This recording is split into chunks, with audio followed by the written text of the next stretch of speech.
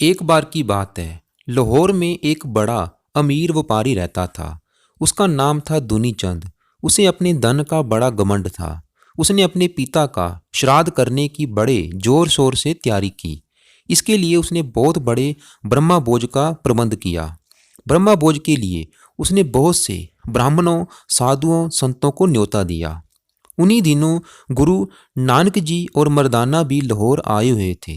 जब दूनी चंद को ये मालूम हुआ कि गुरु नानक जी इस नगर में आए हुए हैं, तो बड़े आदर से न्योता देने गया। वह बोला, गुरु जी, मैं अपने पिता का श्राद्ध कर रहा हूँ। इस अवसर पर मैं बहुत से ब्राह्मणों, साधुओं, संतों को भोजन करा रहा हूँ। आप भी मेरे घर भोजन करने के लिए आइए। गुरु जी ने पूछा, इतने लोगों को भोजन तुम क्यों करा रहे हो? दूनी चंद ने कहा, गुरु जी, पुरोहित लोग कहते हैं कि जो पुण्य दान मैं यहाँ करूँगा वह परलोक में बैठे मेरे पितरों को मिलेगा। जो भोजन मैं ब्राह्मणों को दूंगा उससे परलोक में बैठे मेरे पिता की भूख मिटेगी। गुरु नानक जी उसकी बात सुनकर मुस्कुराए और उसके साथ चल पड़े। जब गुरु जी और मर्दाना दूनी चंद की हवेली पर पहुंचे तो उन्होंने देखा कि हवेली के दरवाजे पर बहुत सी झंडियां लटकी हुई हैं। उन्होंने पूछा, दूनी चंद, तुमने ये झंडियां क्यों लटकाई हैं? दूनी चंद ने बड़े गर्व से उत्तर दिया, गुरु जी, ये झंडियां मेरी दौलत की सूचना देती हैं। एक झंडी का मतलब है 1 लाख रुपया। जितनी झंडियां यहाँ लटक रही हैं उतने लाख की संपत्ति मेरे पास है। उसकी बात सुनकर गुरु जी फिर मुस्कुराए।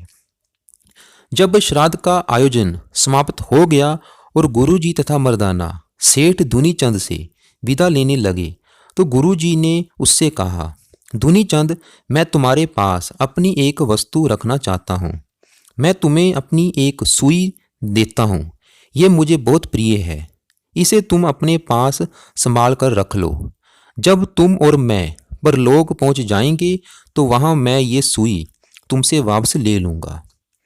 उसकी बात सुनकर दूनी चंद बड़ा चकराया।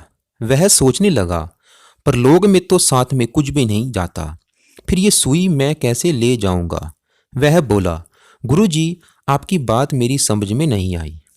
जब मैं मरूंगा तो मेरी देह भी चिता में जल जाएगी। मेरी आत्मा की सिवा परलोक में कुछ भी नहीं जाएगा। फिर आपकी सुई भला मैं कैसे वहां ले जाऊंगा?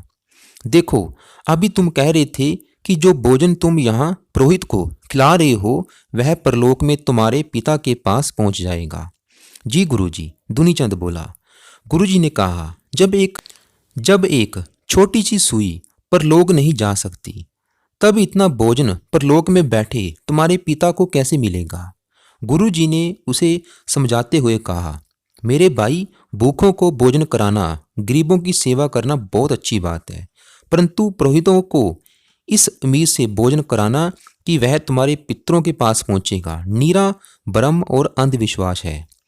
सेठ दूनी चंद बड़े ध्यान से उनकी बातें सुन रहा था।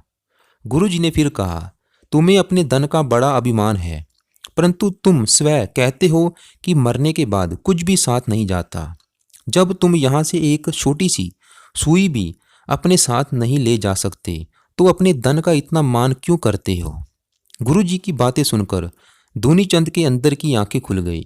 उसने गुरुजी के चरणों पर झुककर कहा, गुरुजी, मुझे बताइए कि मैं क्या करूं? गुरुजी ने कहा, अपने धन का शुद्ध प्रयोग करो, इससे निर्धनों की सहायता करो, इसे लोक कल्याण के कामों में लगाओ। दूनी चंद ने ऐसा ही किया।